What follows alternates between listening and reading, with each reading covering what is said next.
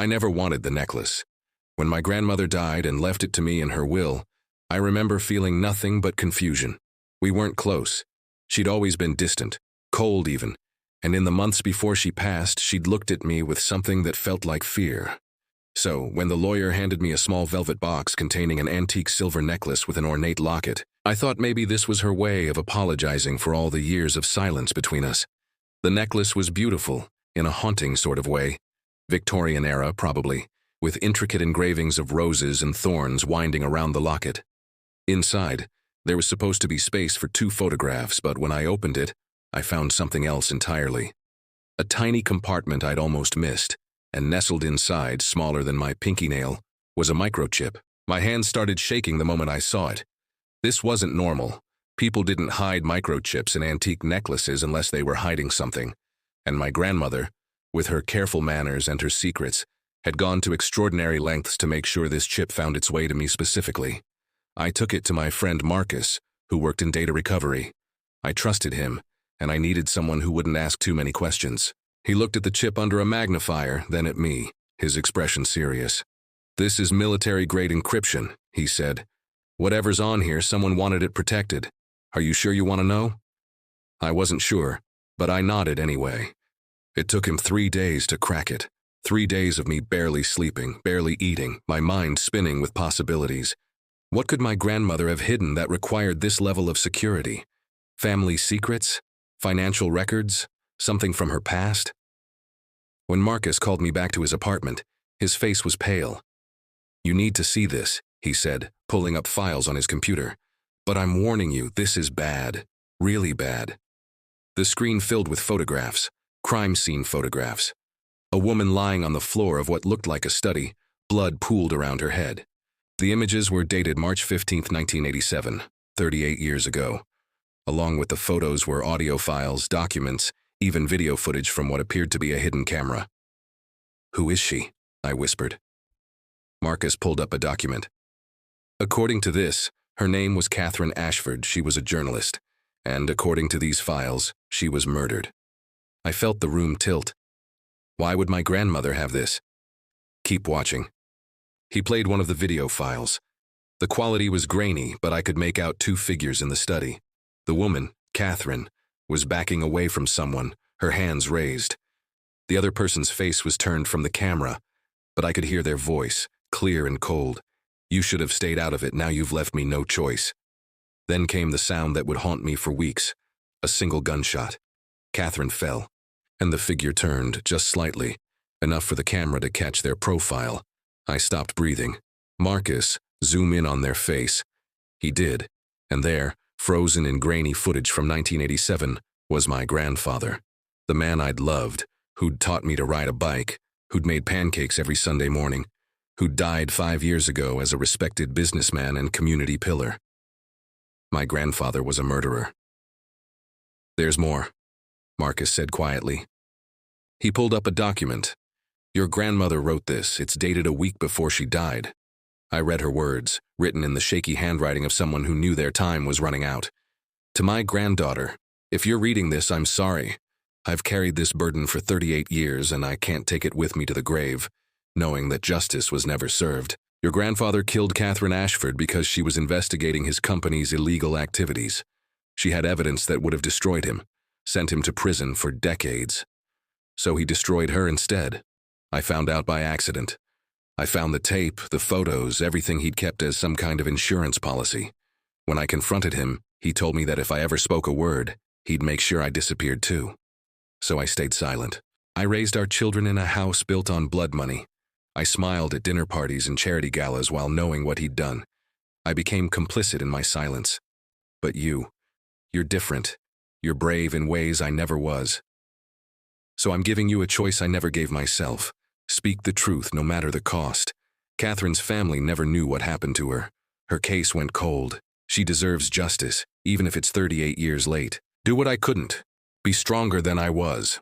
I read those words 3 times, each time feeling like I was falling deeper into a nightmare I couldn't wake up from. My entire family history was a lie. Every memory with my grandfather was now tainted with the knowledge of what he'd done. And my grandmother, the woman I'd thought was cold and distant, had been carrying this terrible secret, protecting me from the truth while also preparing me to bear it. "What are you going to do?" Marcus asked. I didn't know. Going to the police meant destroying my family's reputation. My father, my aunts and uncles, my cousins, everyone would be touched by this. The family business my grandfather had built would be investigated. Everything we owned might be seized as proceeds of crime. Our name would become synonymous with murder. But Catherine Ashford's family had spent 38 years wondering what happened to their daughter, their sister, their friend.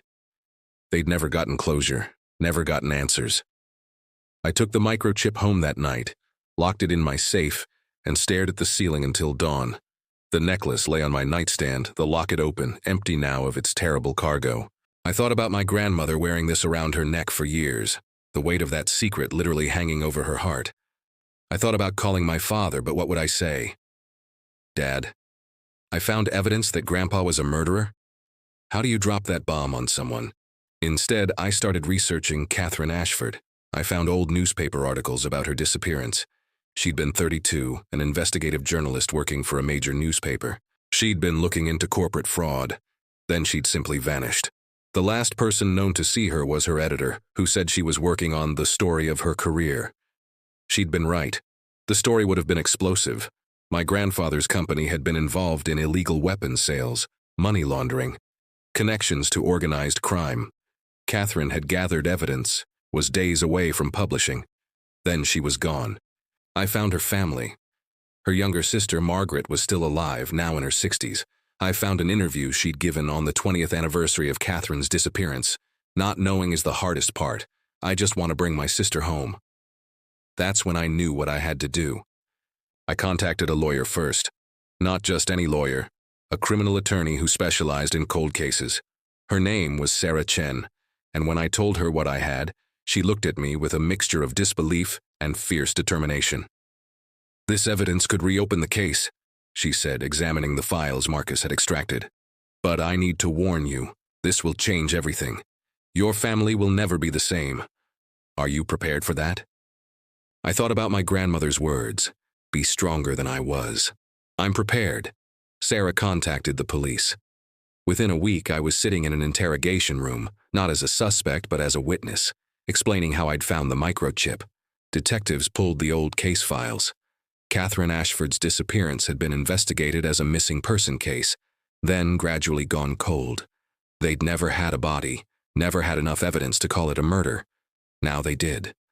The investigation moved quickly after that. They exhumed my grandfather's grave, not for his body, but to search his property, which had been sold after his death. They found forensic evidence that matched the crime scene photos.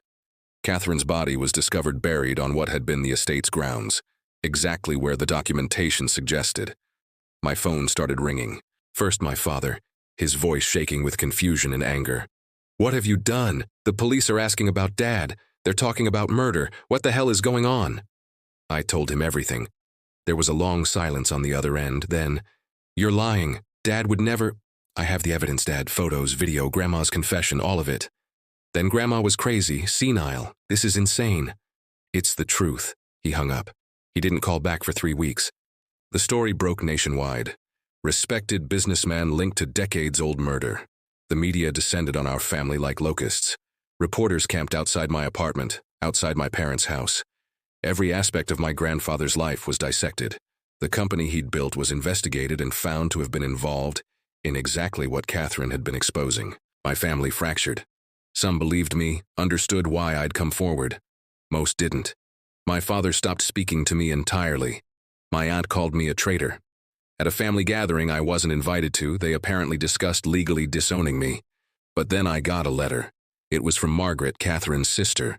Her handwriting was shaky, emotional. "Dear name, I don't have adequate words to thank you for what you've done.